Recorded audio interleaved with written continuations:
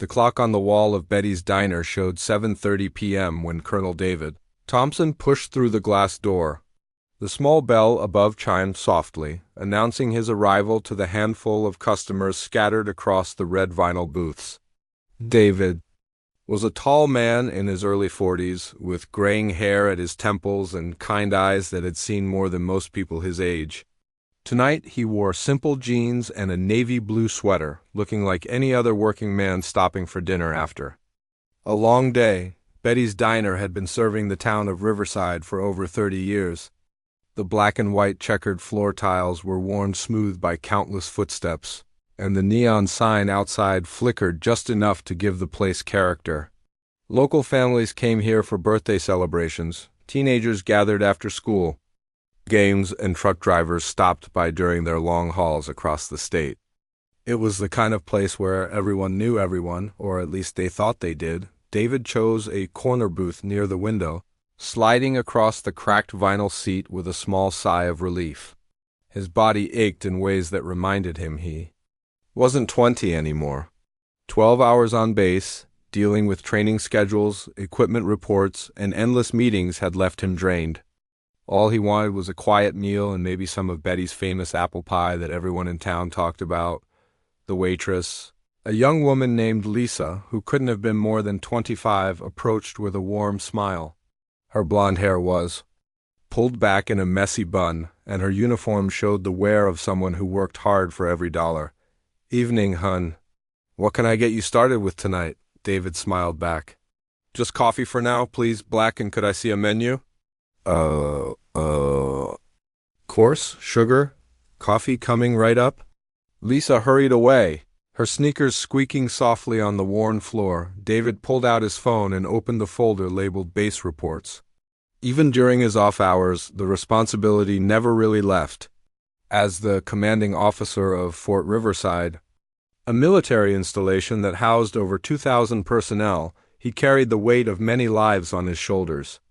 The base was crucial to the region's defense, monitoring airspace across 3 states and serving as a training ground for elite units. But tonight, David didn't want to think about his rank or responsibilities. He just wanted to be another customer. In a small-town diner, Lisa returned with steaming coffee in a thick white mug. "Have you decided what you'd like to eat?" David scanned the laminated menu. "I'll take the meatloaf special with mashed potatoes and green beans. And maybe a slice of that apple pie I keep hearing about." "Good choice. Betty makes the best meatloaf in 3 counties. The pie's fresh, too, just came out of the oven an hour ago."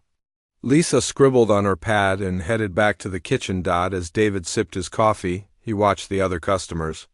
An elderly couple shared a piece of chocolate cake at a booth near the counter. A trucker sat alone at the bar, reading a newspaper while eating a burger. 2 teenage girls giggled over milkshakes, probably talking about boys or school drama. Normal people living normal lives? The kind of lives his job helped protect. David had grown up in a town not much different from Riverside. His father had been a mechanic, his mother a school teacher. They had taught him the value of hard work, respect for others, and service to something bigger than himself.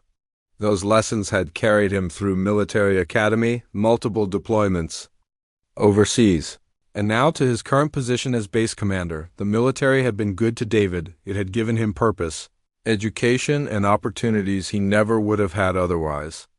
But it had also cost him things. A marriage that couldn't survive his deployments. Friends lost in conflicts he couldn't talk about.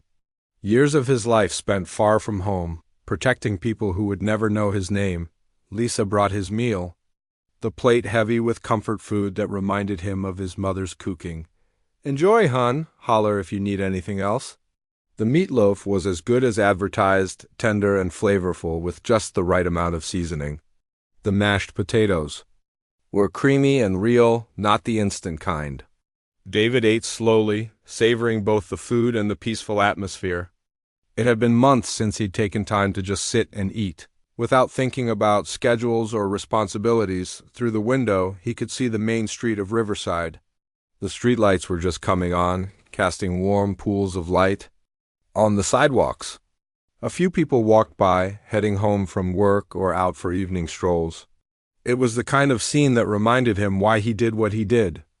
These people deserve to feel safe in their hometown, to raise their families without fear, to pursue their dreams in peace. David's phone buzzed with a text message. It was from his second-in-command asking about tomorrow's training schedule. He typed back a quick response, then set the phone aside. Tomorrow would bring its own challenges, but tonight was for him. The elderly couple finished their cake and shuffled toward the door, the man helping his wife with her coat. The trucker left a tip on the counter and headed out to his rig. The teenage girls continued their animated conversation, their voices rising and falling with excitement over whatever crisis was currently consuming their young lives. David smiled at the scene.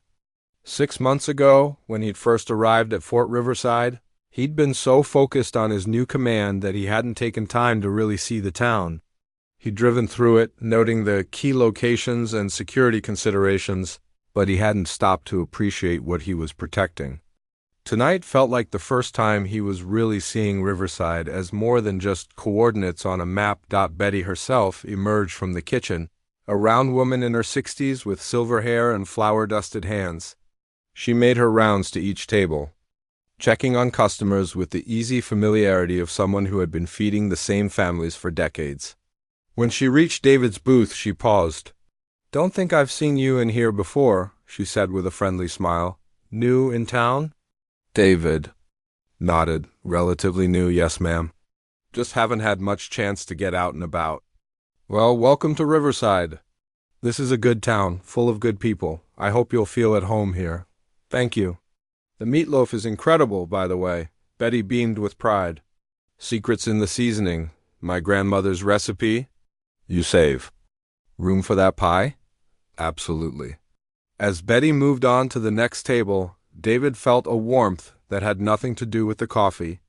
This was what he had signed up to protect all those years ago. Not just strategic locations or military assets, but communities like this one.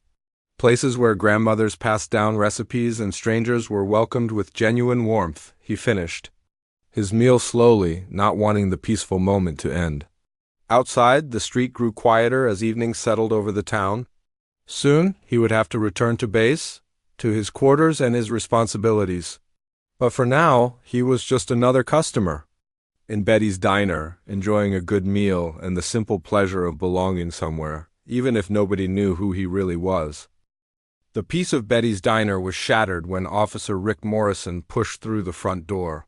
The bell above chimed harshly this time, as if announcing trouble. Rick was a big man, over 6 feet tall, with broad shoulders and hands that looked like they could crush walnuts. His uniform was pressed sharp, his badge polished bright, and his expression carried the kind of authority that demanded attention from everyone in the room. David looked up from his coffee, noting the officer's arrival but thinking nothing of it. Police officers ate dinner too, after all. He went back to reading through a training report on his phone, occasionally taking sips of the excellent coffee. Betty's was known for throughout the county, but Rick Morrison wasn't there for dinner. His eyes swept the diner like a predator scanning for prey, and when they landed on David, they stayed there.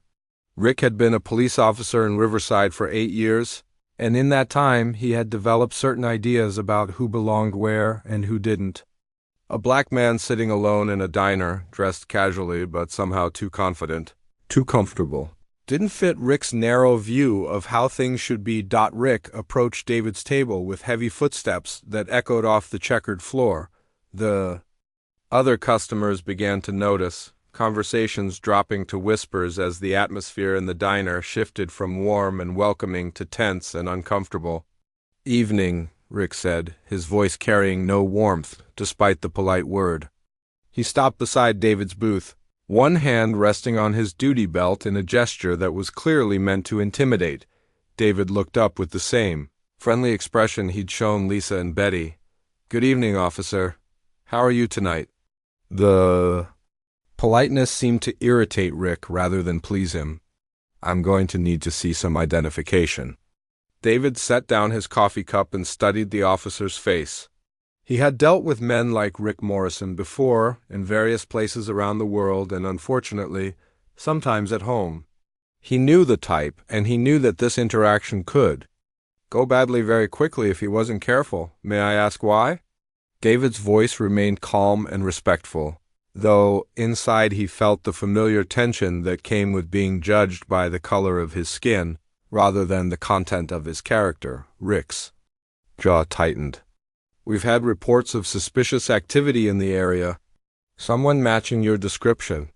David almost smiled at the absurdity of it. Someone matching his description? There weren't many black men in Riverside, and the idea that he somehow matched the description of any criminal was both insulting and sadly familiar. But he had learned long ago that responding with anger or sarcasm only made these situations worse. I understand your concern, officer, but I'm just having dinner. I can show you my identification if it helps. David reached slowly for his wallet, making sure his movements were deliberate and non-threatening. Don't move, Rick barked, his hand dropping to his weapon.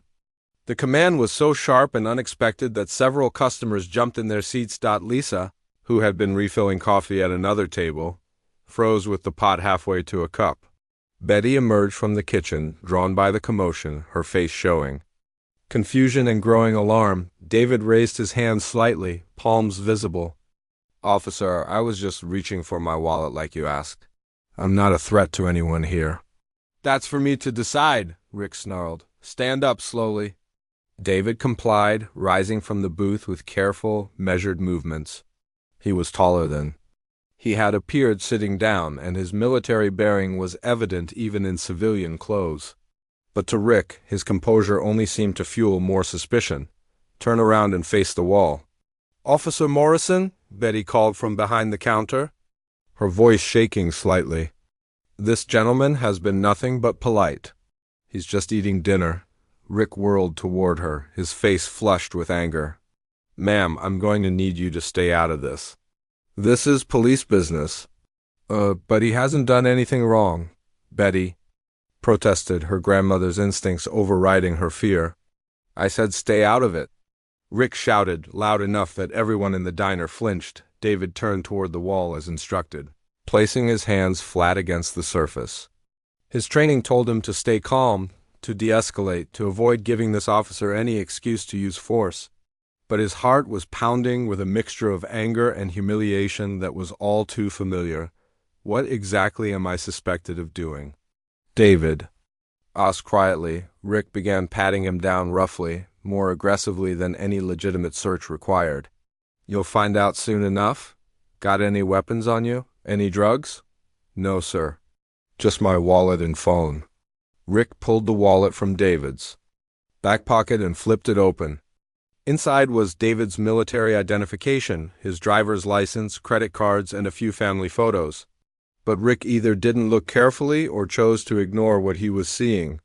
This says you live on base, Rick said, his tone suggesting. This was somehow suspicious rather than perfectly normal for military personnel. That's correct. What's your business in town? David felt a spike of anger but kept his voice level. I'm having dinner. Is that not allowed? The sarcasm was slight, barely detectable, but Rick caught it and didn't like it. Don't get smart with me. I don't like your attitude. I apologize if I've offended you somehow. That wasn't my intention. But Rick was beyond reasoning now. The combination of his own prejudices, David's calm dignity, and the eyes of the other customers watching his every move had created a perfect storm of anger and embarrassment that demanded action. You know what? I think you need to come with me for questioning. Am I under arrest? David asked. You are if you keep giving me trouble. Betty stepped forward, her fear overcome by outrage. Officer Morrison, this is ridiculous. This man has done nothing wrong. He ordered dinner, he's been polite to my staff, he's caused no trouble whatsoever. Ma'am, final warning. Back off or you'll be joining him. The elderly couple who had been sharing cake earlier were still in the parking lot, and they could see through the window that something was wrong. The trucker had returned from his rig and stood in the doorway, uncertain whether to enter. The teenage girls huddled in their booth, phones out, probably texting friends about the drama unfolding before them. David turned around slowly, his hands still raised. Officer, I understand you're just doing your job, but I haven't committed any crime. I'm a United States citizen having dinner in a public establishment. I've shown you my identification. What else can I do to resolve this situation? Rick's answer was to grab David by the arm and start pulling him toward the door. You can stop resisting and come with me. I'm not resisting, David said. But he allowed himself to be led toward the exit rather than escalate the situation further. As they reached the door, Betty called out one more time. Officer Morrison, you're making a mistake. Rick paused and looked back at her with cold eyes. The only mistake here, lady, is people not knowing their place. And with that, he pushed David out into the night, leaving behind a diner full of shocked witnesses and a growing sense that something very wrong had just happened in their peaceful town. The cool night air hit David's face as Officer Morrison shoved him out of Betty's diner. The parking lot was dimly lit by a single streetlight that cast long shadows across the cracked asphalt. David's car, a modest sedan, sat nearby where he had parked it less than an hour ago when his biggest worry was whether to order the apple pie. Keep moving, Rick commanded, his grip still tight on David's arm. He steered him toward the police cruiser parked at an angle across two spaces, its red and blue lights, dark but somehow still menacing in the yellow glow of the STREETLIGHT. David could feel the eyes of the diner customers watching through the windows. He could see Betty's face pressed against the glass, her expression a mixture of concern and disbelief. The situation was spiraling beyond anything reasonable, and David knew he was at a crossroads. His military training had taught him dozens of ways to disable an aggressive opponent, but those same principles had also taught him when not to use that knowledge. Officer Morrison, David said as they approached the patrol car, I think there's been a misunderstanding. If you could just look at my military identification more carefully. Shut up, Rick cut him off. I'm tired of listening to you talk. Rick spun David around and slammed him against the side of the police car, the impact jarring and unnecessary. David's hands automatically went up to brace against the vehicle, and he had to bite back a response that would only make things worse. Spread your legs, Rick ordered, beginning another aggressive pat-down despite having already searched David inside the diner. David complied, but he couldn't help asking, what crime am I suspected of committing? You still haven't told me that. Rick's answer was a sharp blow to David's ribs with his baton. The pain shot through David's side, and he had to grit his teeth to keep from crying out. The attack was so sudden and unprovoked that for a moment, David's training almost took over. Every instinct screamed at him to defend himself, to turn around and show this bully what a real fight looked like, but David forced himself to stay still. He knew that if he fought back, it would only confirm every prejudice Rick Morrison held. It would give the officer the excuse he was looking for to escalate further, maybe even to use his weapon. And it would create an incident that could damage not just David, but the base and everyone who served under his command. That's for resisting arrest, Rick said, though David hadn't resisted anything. I wasn't resisting, David managed through gritted teeth. Are you calling me a liar? Rick raised the baton again. Inside the diner, Betty was on the phone, her voice urgent as she spoke to someone. Probably calling the police, David thought with bitter irony, not realizing that the police were already here and were the problem. Look, officer, David tried one more time. I'm Colonel David Thompson, commanding officer of Fort Riverside. If you'll just look at my identification, Rick laughed, a harsh sound with no humor in it. Right, and I'm the President of the United States. You think I'm stupid? The baton came down again, this time across David's shoulder blade. The blow sent pain shooting down his arm and nearly drove him to his knees. He could hear gasps from inside the diner, and he realized that this assault was being witnessed by a dozen people who would never forget what they were seeing. You want to keep lying to me? Rick demanded. David straightened slowly, his shoulder throbbing. I'm not lying. My identification is in my wallet. Fort Riverside is less than 10 miles from here. You can call and verify. What I'm going to do, Rick interrupted, is teach you some respect. The third blow caught David across the back, and this time he did drop to one knee. The pavement was cold and rough under his hand as he braced himself, fighting against every instinct that told him to fight back. He could take this man apart in seconds, but doing so would destroy everything he had worked for. Through the diner window, he could see the teenage girls with their phones out, and he realized they were probably recording. Good, he thought. Let the world see what kind of man Rick Morrison really was. Get up, Rick ordered. David rose slowly, his body aching but his resolve stronger than ever.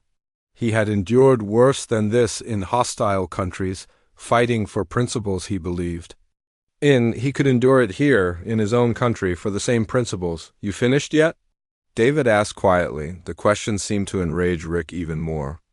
How dare this man maintain his dignity in the face of such treatment? How dare he refuse to be broken?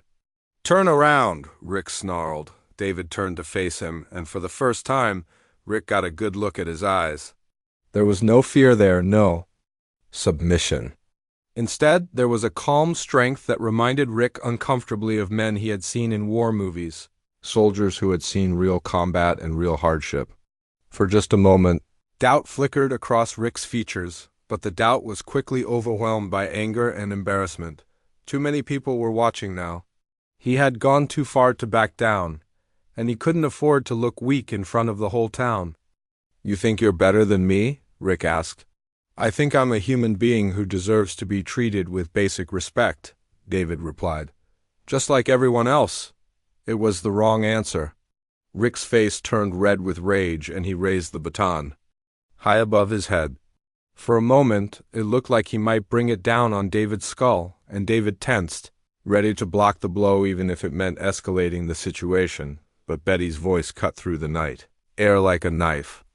Rick Morrison, you stop that right now. The elderly woman had come out of the diner, moving faster than her age should have allowed. Behind her came several customers, including the trucker who was built like a linebacker and looked ready to intervene. This is police business, Betty, Rick said, but his voice had lost some of its authority. He was starting to realize that he had an audience, and that audience was not sympathetic to his cause. This is assault, is what this is, Betty shot back. And I've called Chief Reynolds. She's on her way. Rick's face went pale at the mention of his boss. Chief Patricia Reynolds was known for running a clean department, and she had zero tolerance for officers who brought shame to the badge. You old bat, you don't know what you're talking about, Rick tried to bluster. I know brutality when I see it, Betty replied, and I know a good man being mistreated. Shame on you, Rick Morrison. Your mother would be horrified. The mention of his mother seemed to hit Rick harder than any physical blow could have. He looked around at the faces watching him, and for the first time, he seemed to realize how this must look to them. A uniformed officer beating an unarmed man who had done nothing but eat dinner, but he had gone too far to back down now. Instead of showing mercy, Rick's humiliation only made him more dangerous. All of you get back inside, he ordered. This doesn't concern you. It concerns all of us when we see injustice, the trucker said, stepping forward. And what you're doing here is wrong. Rick's hand moved to his weapon, and the temperature in the parking lot seemed to drop 10 degrees. David saw the movement and stepped slightly forward, putting himself between the officer and the civilians who were trying to help him. Everyone please go back inside, David said calmly. I don't want anyone else to get hurt. It was exactly the wrong thing to say to a man like Rick Morrison, who heard only condescension and authority in David's voice. How dare this suspect try to take control of the situation? The baton came down one more time, and this time David was ready for it. The blue and red lights of Chief Patricia Reynolds' patrol car painted the parking lot in alternating colors as she pulled up to Betty's diner. The chief was a woman in her 50s with steel-gray hair and eyes that missed nothing. She had been a police officer for over 25 years, working her way up through the ranks in a profession that hadn't always welcomed women. She knew good policing from bad, and what she saw in the parking lot made her stomach turn. Officer Rick Morrison stood over David Thompson, who was sitting on the curb holding his ribs. Rick's baton was still in his hand, and his uniform was disheveled from the scuffle. Around them, a crowd of witnesses watched with expressions ranging from shock to disgust. Betty stood nearby with her arms crossed, looking like an angry grandmother. Ready to scold a misbehaving child? What's the situation here, Morrison? Chief Reynolds asked as she got out of her car, her voice carrying the kind of authority that came from years of command. Rick straightened up, trying to reassemble his professional demeanor. I responded to reports of suspicious activity, Chief. This individual was uncooperative and became combative. David looked up from where he sat, his face calm despite the obvious pain he was in. That's not accurate. Chief, I was having dinner when Officer Morrison approached me without cause and demanded identification. When I complied, he became aggressive and used his weapon on me, even though I never resisted or threatened anyone. Betty stepped forward. Chief Reynolds, I saw the whole thing. This gentleman was just eating dinner, minding his own business. He was polite to my staff and caused no trouble whatsoever. Officer Morrison came in looking for a fight, and he found one where there wasn't any. The chief looked around at the other witnesses, and she could see in their faces that they supported Betty's version of events, not Rick's. She had known Rick Morrison for years, had received complaints about his attitude and methods, but had always given him the benefit of the doubt. Looking at this scene, she realized that might have been a mistake. Morrison, step back, she ordered. Mr. Thompson, David said, slowly getting to his feet. David Thompson. Mr. Thompson, are you injured? Do you need medical attention? David tested his ribs gingerly. Nothing felt broken, though he would definitely be sore for days. I think I'm okay, Chief, but I would like to know what crime I'm supposed to have committed. Chief Reynolds turned to Rick. What was the suspicious activity you were responding to? Rick's face flushed. Reports of someone matching his description acting suspiciously in the area. What reports? From whom? Rick stammered. Anonymous tip. You don't have any record of such a call, do you, Morrison? The chief's voice was getting colder by the degree. Rick's silence was answer enough. Chief Reynolds sighed deeply.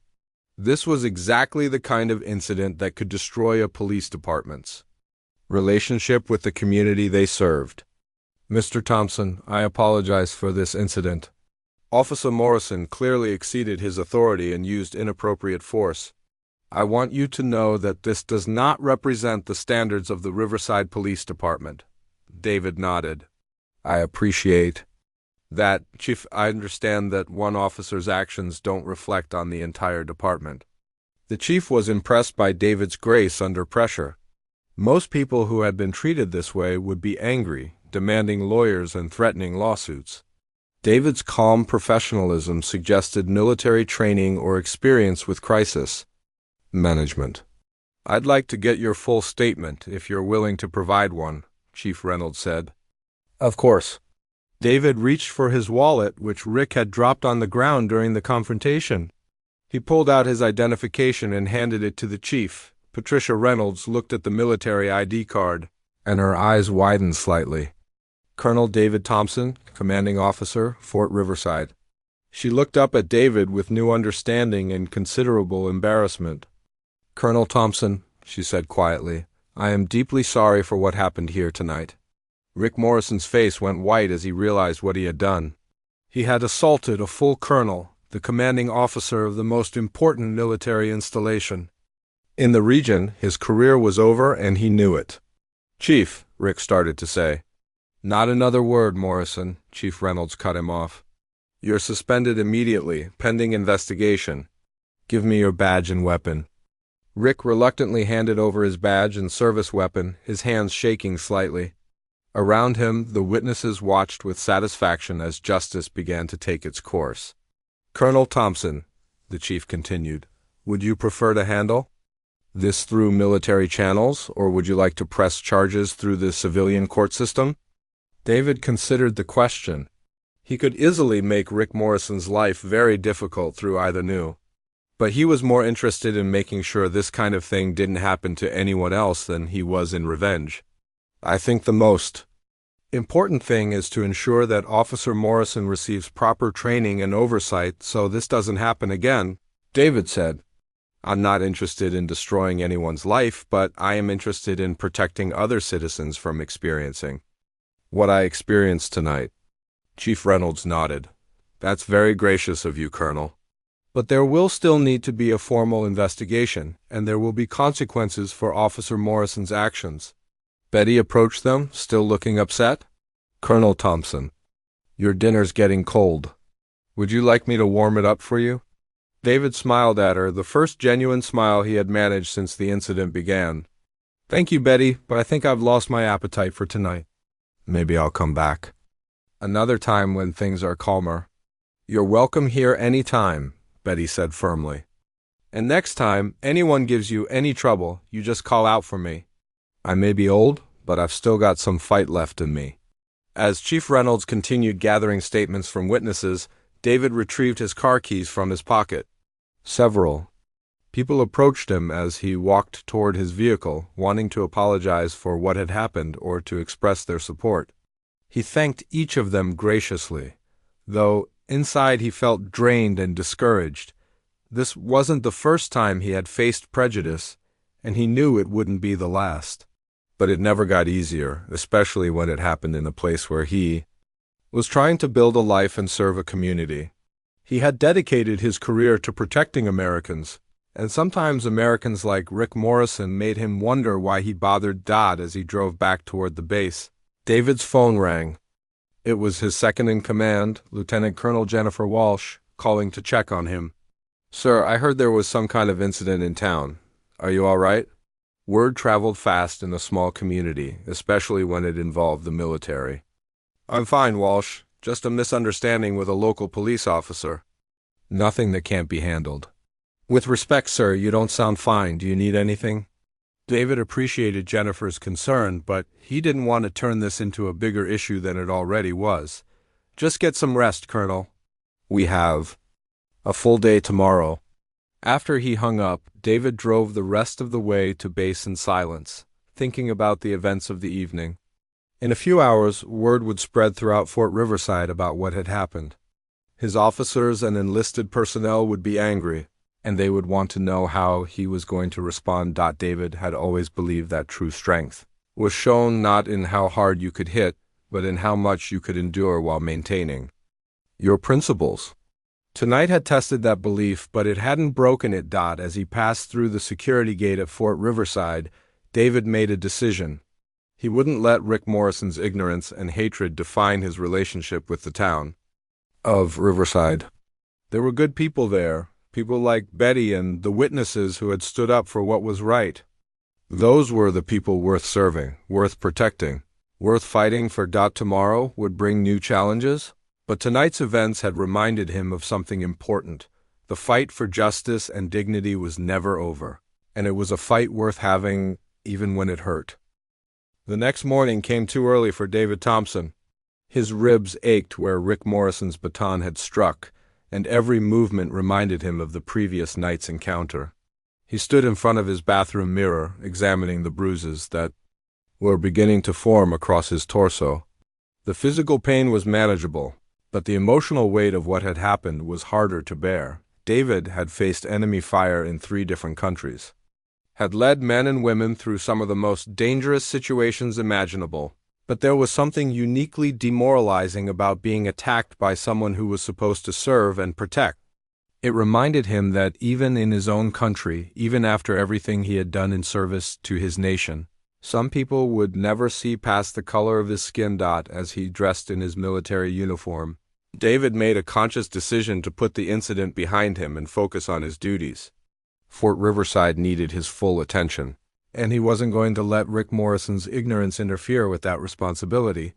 But the universe had other plans. At 0800 hours, Lieutenant Colonel Jennifer Walsh knocked on David's office door. Jennifer was a sharp officer in her late 30s, with red hair pulled back in a regulation bun and eyes that seemed to notice everything.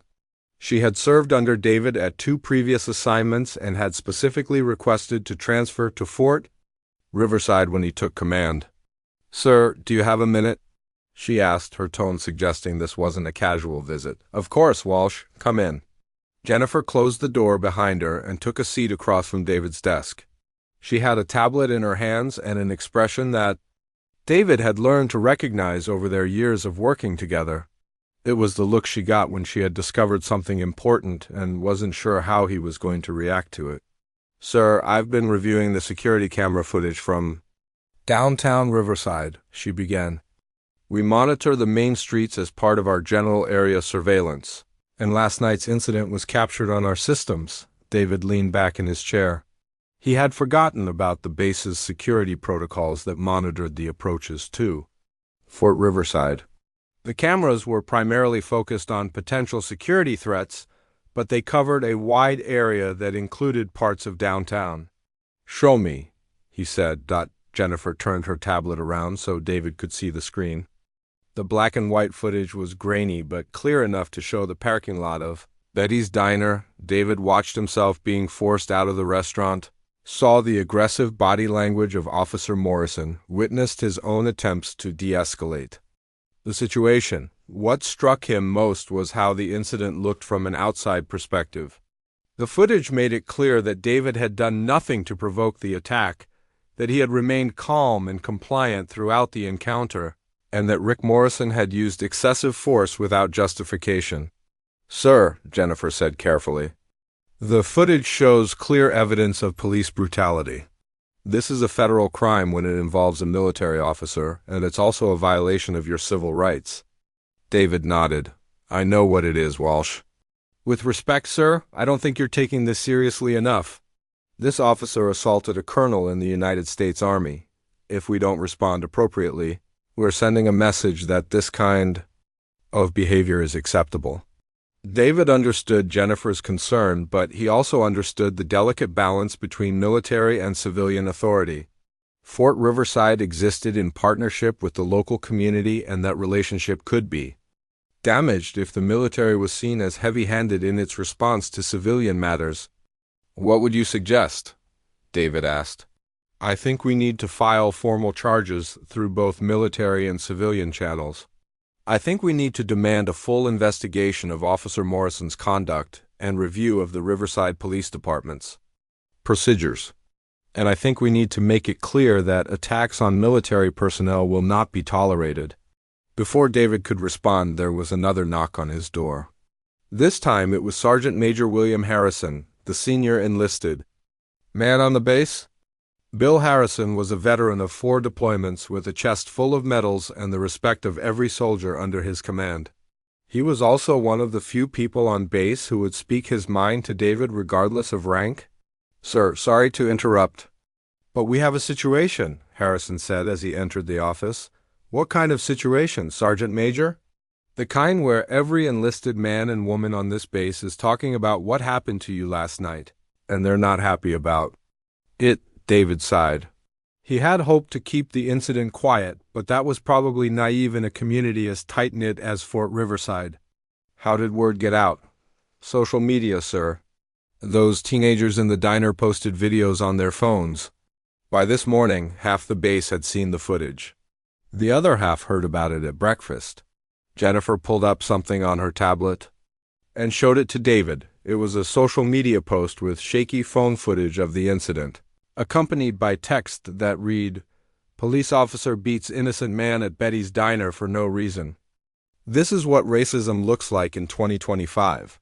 The post had been shared dozens of times already, and the comments were overwhelmingly supportive of David and critical of Officer Morrison. But David also saw comments that worried him, including several from people who claimed to be military personnel and were calling for revenge against the Riverside Police Department. Sir, Sergeant Major Harrison continued, I've got soldiers asking me why we're not doing something about this. They want to know how we can protect America overseas if we can't protect our own commanding officer in a diner 10 miles from base. David could feel the situation escalating beyond his control. What had started as a personal incident was becoming a crisis that could affect military-civilian relations throughout the region. Both of you, listen carefully, David said. I understand everyone's anger, and I appreciate their loyalty. But we are not going to turn this into a military versus civilian conflict. We are going to handle this through proper channels and with appropriate restraint. Sir, Jennifer protested, with all due respect, appropriate restraint is what got you beaten with a baton last night. David stood up, his full height and bearing making it clear that this was not a debate. Colonel Walsh, Sergeant Major Harrison, I appreciate your concern for my welfare and for the honor of this command. But I am still the commanding officer of Fort Riverside, and I will decide how this situation is handled. Both subordinates straightened at his tone. Yes, sir, they said in unison. That said, David continued, his voice softening slightly, I do want a full investigation of this incident. I want our legal team to review all options, both military and civilian. And I want our public affairs officer to prepare a statement that makes it clear Fort Riverside expects all personnel to be treated with dignity and respect by local law enforcement. What about Officer Morrison? Jennifer asked. Officer Morrison will face the consequences of his actions through the proper legal channels. But those consequences will be decided by a court of law, not by an angry mob of soldiers. Sergeant Major Harrison cleared his throat. Sir, what should I tell the troops? David thought about that question for a moment. His soldiers needed to know that their commanding officer was strong enough to handle adversity, but they also needed to understand that strength sometimes meant restraint rather than retaliation. Tell them that what happened last night was wrong, but it was the action of one individual, not the entire civilian community. Tell them that we serve all Americans, even the ones who don't appreciate our service, and tell them that the best way to honor the uniform is to conduct ourselves with dignity and professionalism, even when others fail to do the same. As his subordinates left his office, David walked to his window and looked out at Fort Riverside. Hundreds of men and women were going about their daily duties, training for missions that might take them anywhere in the world. They trusted him to lead them with wisdom and integrity, and that trust was not something he took lightly. His phone rang, interrupting his thoughts. The caller ID showed Chief Patricia Reynolds. Colonel Thompson, I hope I'm not disturbing you, she said when he answered, Not at all, Chief. How can I help you? I wanted to update you on our investigation into last night's incident. We've completed interviews with all the witnesses, and we've reviewed the video footage that's circulating on social media.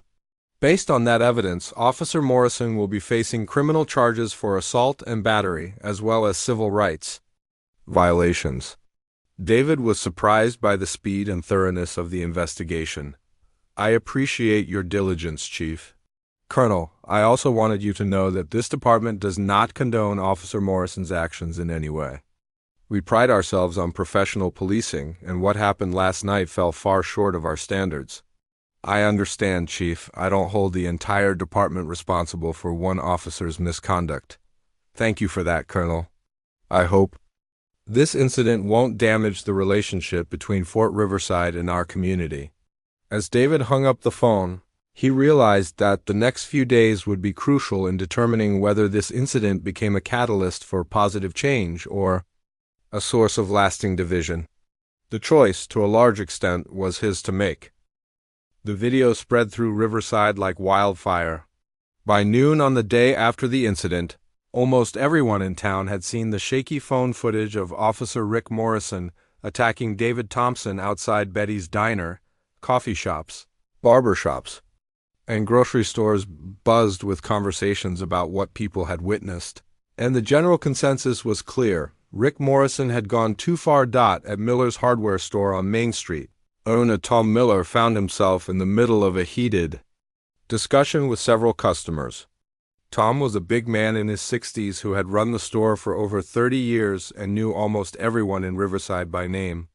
I never liked Rick Morrison, said Mrs. Peterson, a retired teacher who had lived in Riverside her entire life.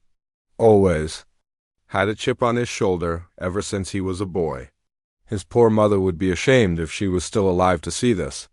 But we don't know the whole story, protested Jake Williams, a local contractor who had gone to high school with Rick. Maybe that guy really was causing trouble. Tom Miller shook his head. Jake, I watched that video a dozen times. That man was sitting in Betty's eating dinner. He didn't do anything wrong except be black in Rick Morrison's presence. Tom's right, added Frank Rodriguez, who owned the auto repair shop down the street. My nephew was one of those kids in the diner filming. He said the whole thing was crazy. That officer just walked in looking for trouble. The conversation was interrupted when Betty herself walked into the hardware store. The elderly woman looked tired, like she hadn't slept much the night before, but her eyes burned with determination. "Betty," Tom said gently, "how are you holding up?" "I'm angry," Betty replied without hesitation. "I've been serving people in this town for 30 years, and I've never seen anything like what Rick Morrison did last night. That poor man was just trying to eat dinner. Do you know anything about him?" Mrs. Peterson asked. "The man who was attacked." Betty shook her head. "He seemed nice enough, polite, well-mannered. Sod he was new in town. Ordered the meatloaf special and was reading something on his phone. Minded his own business completely." Frank Rodriguez frowned. "You know, thinking about it, Rick Morrison's had problems before. Remember when he roughed up the Martinez boy last year? Kid was just walking home from work, but Rick said he looked suspicious." "And what about that incident with the homeless veteran?" Mrs. Peterson added. "Rick threw him out of the park for sleeping on a bench, even though he wasn't bothering anyone." Tom. Miller was starting to see a pattern. How many incidents like this have there been? How many times has Rick Morrison used his badge to bully people?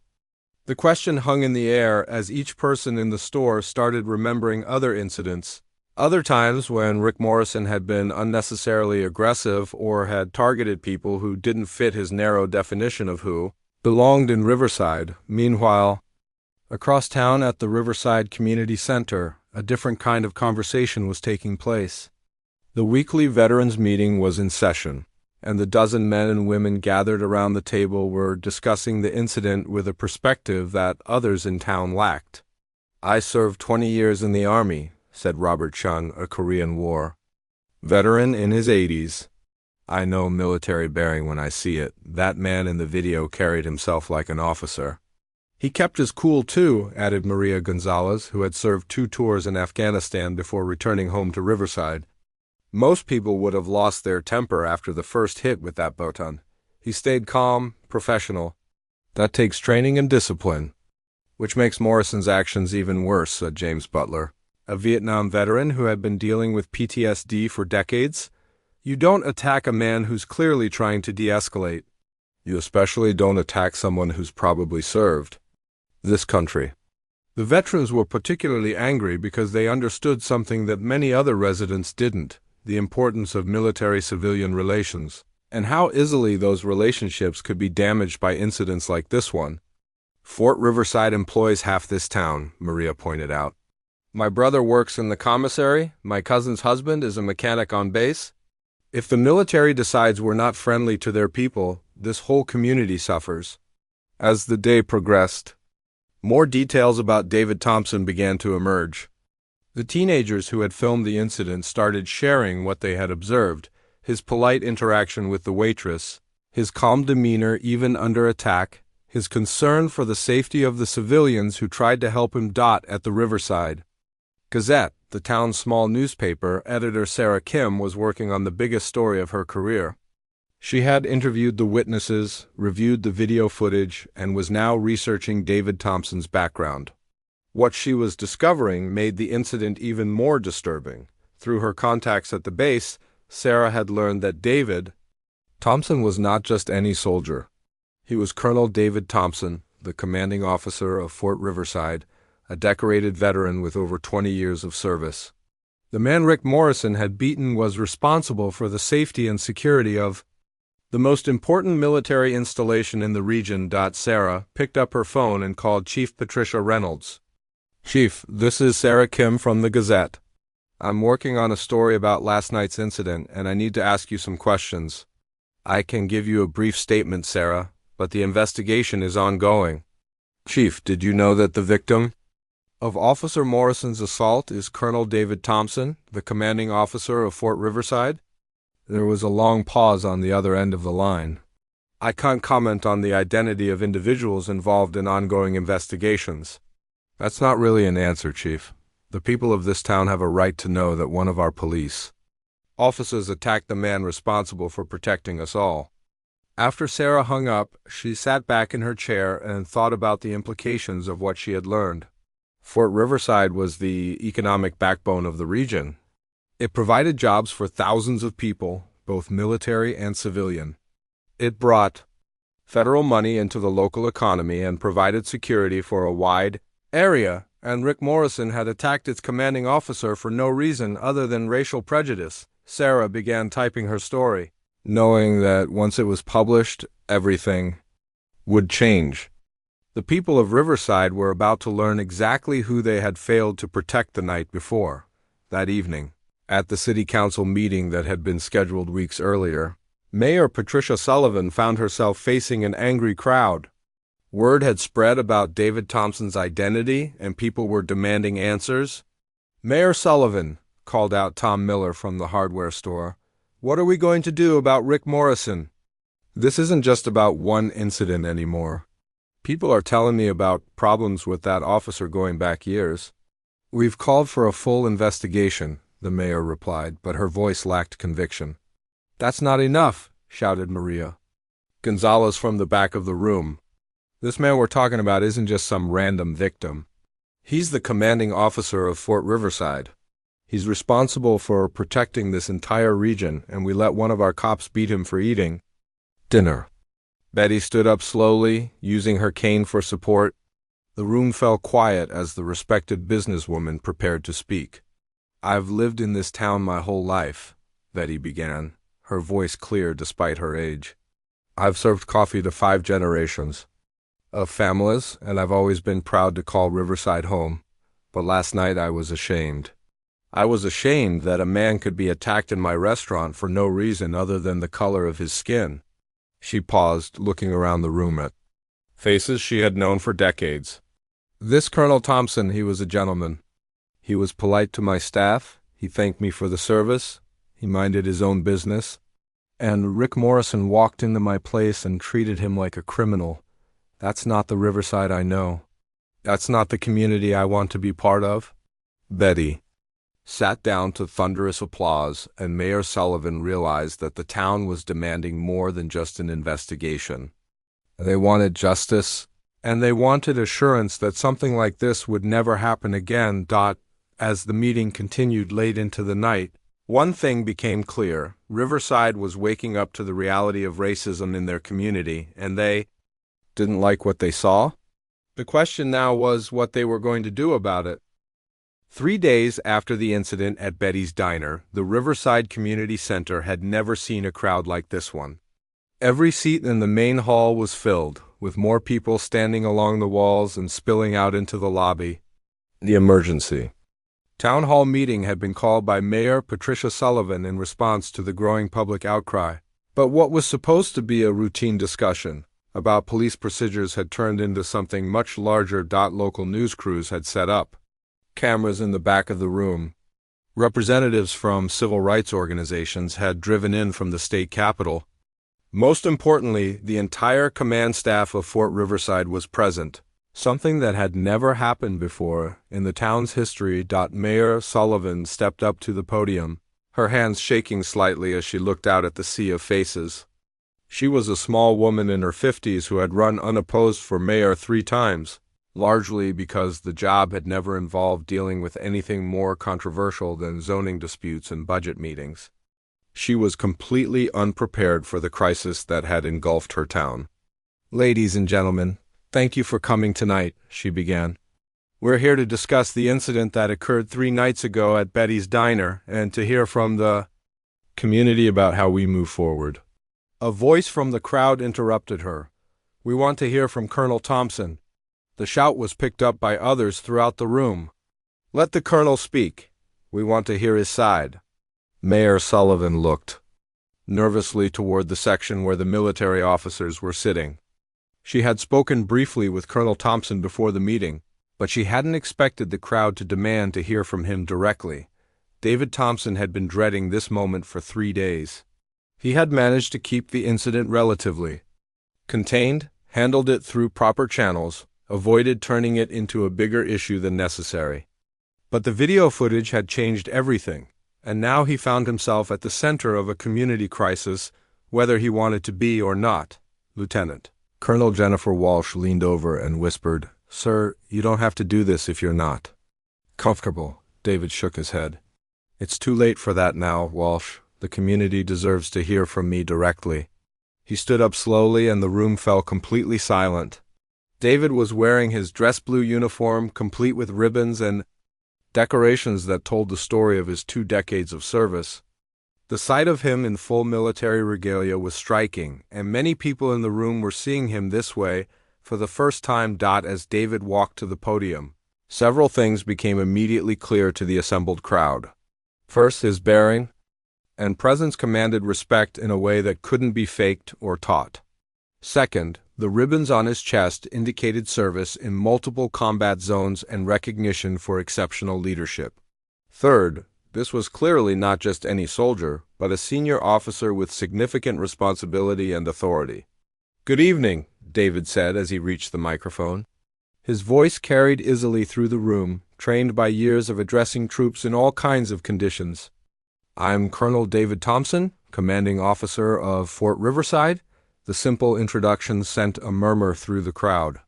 Many people had heard rumors about his identity, but hearing it confirmed by the man himself made it real in a way that gossip could not. "I want to thank Mayor Sullivan for organizing this meeting, and I want to thank all of you for being here tonight. What happened 3 nights ago at Betty's Diner was unfortunate, but I don't want it to define the relationship between Fort Riverside and this community." Tom Miller from the hardware store stood up. "Colonel, with all due respect, what happened to you was more than unfortunate. It was wrong and it was criminal." David nodded. "You're right, Mr. Miller, it was wrong. But I've been dealing with prejudice my entire life, and I've learned that responding to hatred with more hatred only makes the problem worse. So what do you think we should do?" called out Maria Gonzalez from the veterans group. David took a deep breath. This was the moment he had been preparing for since the incident occurred. "I think we should use this as an opportunity to have honest conversations about race, about policing, and about what kind of community we want to be. I think we should work together to make sure that what happened to me doesn't happen to anyone else." Betty slowly stood up from her seat in the front row, and the room fell silent out of respect for the elderly woman who had become a symbol of moral courage in the town. "Colonel Thompson," she said, her voice carrying despite her age, "I want to apologize to you on behalf of our community. You shouldn't have had to endure what you endured, and you certainly shouldn't have had to endure it while protecting all of us." David's throat tightened with emotion. "Betty, you have nothing to apologize for. You stood up for what was right when it mattered most. You and the other witnesses showed real courage that night." Chief Patricia Reynolds, who had been sitting quietly near the front, stood up. "Colonel Thompson, I want to publicly acknowledge that Officer Morrison's actions were completely unacceptable and do not represent the values of the Riverside Police Department. He has been terminated from the force and will face criminal charges for his assault on you." The announcement drew applause from the crowd, but David raised his hand for quiet. "Chief Reynolds, I appreciate your swift action, but I want to be clear about something. This isn't just about one bad officer. This is about systems and attitudes that allow prejudice to flourish. Firing Rick Morrison is a good start, but it's not enough if we want real change." Frank Rodriguez from the auto shop raised his hand. "Colonel, what would real change look like to you?" David considered the question carefully. Real change would mean community policing that builds trust instead of fear. It would mean police officers who see their job as protecting and serving everyone, regardless of race or background. It would mean accountability when officers abuse their power, and prevention programs to keep those abuses from happening in the first place. "And what about the relationship between the base and the town?" asked Sarah Kim from the Gazette. "How has this incident affected that?" David smiled slightly. "Fort Riverside has been part of this community for over 50 years. We employ hundreds of local residents, we contribute millions of dollars to the local economy, and we provide security for the entire region. One officer's misconduct isn't going to change that. But I do hope this incident will help us build stronger bridges between the military and civilian communities." A young man in the back of the room stood up. David recognized him as one of the teenagers who had been in the diner that night. "Colonel, why didn't you fight back? I saw the video, and you could have stopped that cop if you wanted to." The question drew murmurs throughout the room, and David could see that many people had been wondering the same thing. "That's a good question," David replied. "I could have defended myself physically, that's true. But doing so would have escalated the situation and probably resulted in someone getting seriously hurt. More importantly, it would have confirmed every prejudice that Officer Morrison held about people who look like me." He paused, making eye contact with people throughout the room. "Real strength isn't about how hard you can hit. It's about how much you can endure while maintaining your principles and your dignity. That night, I chose dignity over retaliation, and I'd make the same choice again." The room was completely silent as people absorbed his words. Many had expected anger, demands for revenge, threats of retaliation. Instead, they were hearing from a man who had turned a personal attack into a teachable moment about courage and restraint. Mayor Sullivan returned to the podium. "Colonel Thompson, on behalf of the entire town of Riverside, I want to formally apologize for what you experienced here, and I want to assure you that we are committed to making changes that will prevent this from happening again." As the meeting concluded, something remarkable happened. One by one, people began approaching David to shake his hand, to apologize personally, to thank him for his service and his grace under pressure.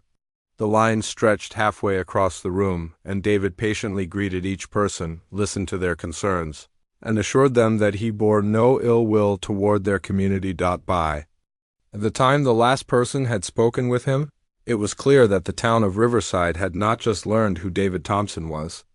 They had learned what kind of man he was, and they had decided that he was exactly the kind of leader they wanted protecting them. The revelation was complete. The man Rick Morrison had seen as a threat was actually their guardian, and the community would never forget the lesson they had learned about the danger of judging people by their appearance rather than their character. 6 months after the incident at Betty's Diner, Riverside looked like a different town. The changes weren't immediately visible to a casual observer, but they ran deep through the community like underground rivers, changing the landscape from within. The most obvious change was at the Riverside Police Department, where Chief Patricia Reynolds had implemented sweeping reforms. Every officer now underwent monthly training on de-escalation techniques and cultural sensitivity. Body cameras were mandatory for all interactions with the public. A civilian oversight board, which included representatives from Fort Riverside, reviewed all complaints against officers, but perhaps more importantly, the department had recruited new officers who reflected the values the community wanted to see.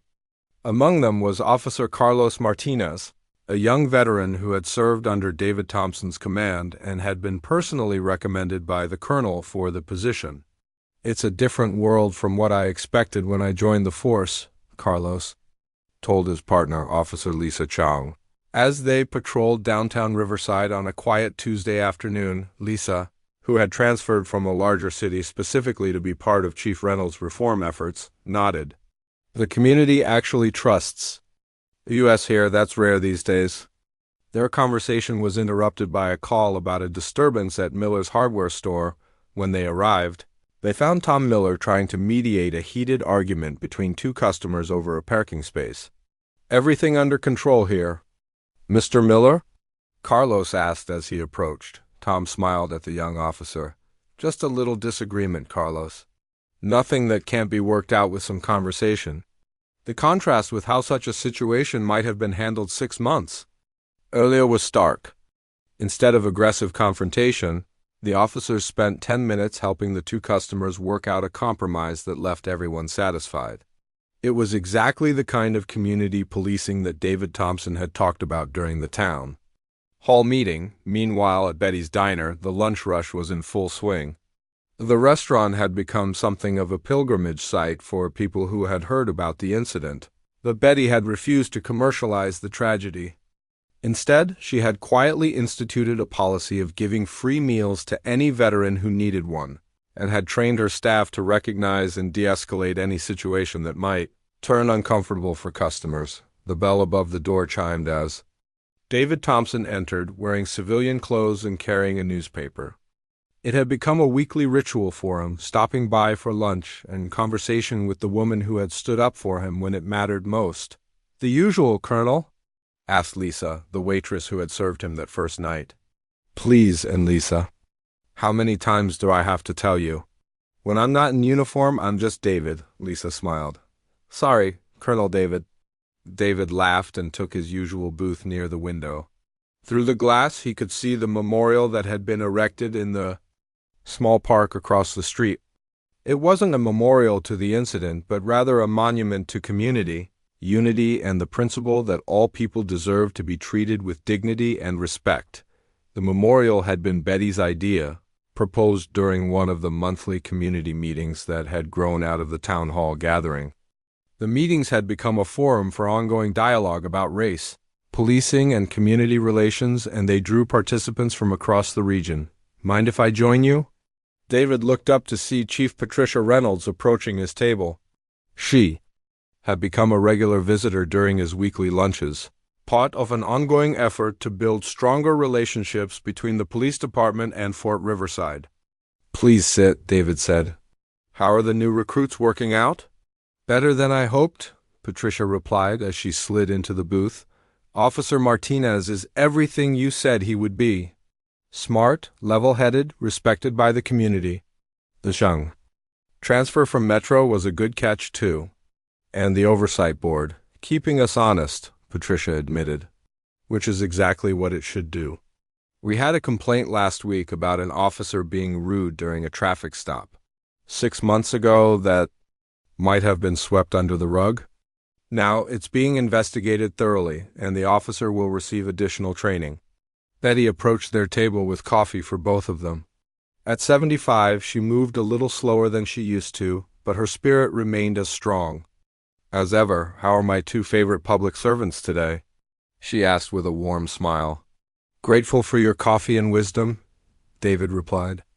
"Speaking of wisdom," Betty said, "have you seen the news about Rick Morrison?"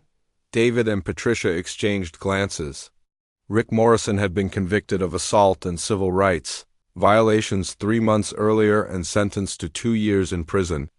But the news Betty was referring to was more recent. "He's been writing letters," Betty continued, "apologizing to people he mistreated over the years. Real apologies, not just legal ones. Word is he's been going to counseling, trying to understand why he did what he did." Patricia nodded. "I heard about that. He wrote to the department, too, asking if he could participate in some kind of restorative justice program when he gets out." David was quiet for a moment, processing this information. He had thought often about Rick Morrison over the past 6 months, wondering if the man was capable of real change or if prison would just make him more bitter and angry. "Do you think he means it?" Pivot asked. "I don't know," Patricia admitted. "But the fact that he's trying says something. Maybe not enough to undo the damage he caused, but something." As they talked, David's phone buzzed with a text message from Jennifer Walsh. The Fort Riverside Community Relations Program that had grown out of the incident was hosting another event, this time a joint training exercise between base security and local police that would demonstrate how military and civilian law enforcement could work together effectively. The program had become a model for other communities, drawing visitors from across the country who wanted to learn how to improve military-civilian relations. David had been invited to speak at conferences, to consult with other base commanders, to share the lessons learned from his experience, but he had turned down most of those opportunities, preferring to focus on the work that needed to be done. In Riverside, real change, he had learned, happened one relationship at a time, one conversation at a time, one act of courage at a time. "I should get going," Patricia said, checking her watch. "Budget meeting with the mayor in 20 minutes. "How's the funding for the new programs?" David asked. "Better than expected. Turns out the community is willing to invest in policing when they trust the police. Who would have thought?" After Patricia left, David sat alone in the booth where his ordeal had begun 6 months earlier. He thought about how much had changed, not just in Riverside, but in his own understanding of leadership and community. The incident with Rick Morrison had taught him that protecting people sometimes meant more than just defending them from foreign enemies. Sometimes it meant defending the very idea of justice and equality in your own backyard. Sometimes it meant having the courage to stand up for principles even when it hurt. Betty approached his table with the apple pie. He hadn't been able to finish that first night. On the house, she said with a wink. You never did get to try it. That night, David took a bite and smiled. It was worth waiting for Dot as he prepared to leave. David noticed a young black man in military uniform entering the diner. The soldier looked nervous, like he wasn't sure he was welcome. David caught his eye and nodded encouragingly, and the young man's posture straightened with confidence. That small interaction, David realized, was what real victory looked like. Not headlines or awards or public recognition, but the simple knowledge that the next person wouldn't have to face what he had faced. That the next soldier could eat dinner in peace, secure in the knowledge that he would be judged by his character rather than his color. David left Betty's diner that day knowing that the work was far from over. Prejudice and hatred didn't disappear overnight, and building trust between communities took years of consistent effort.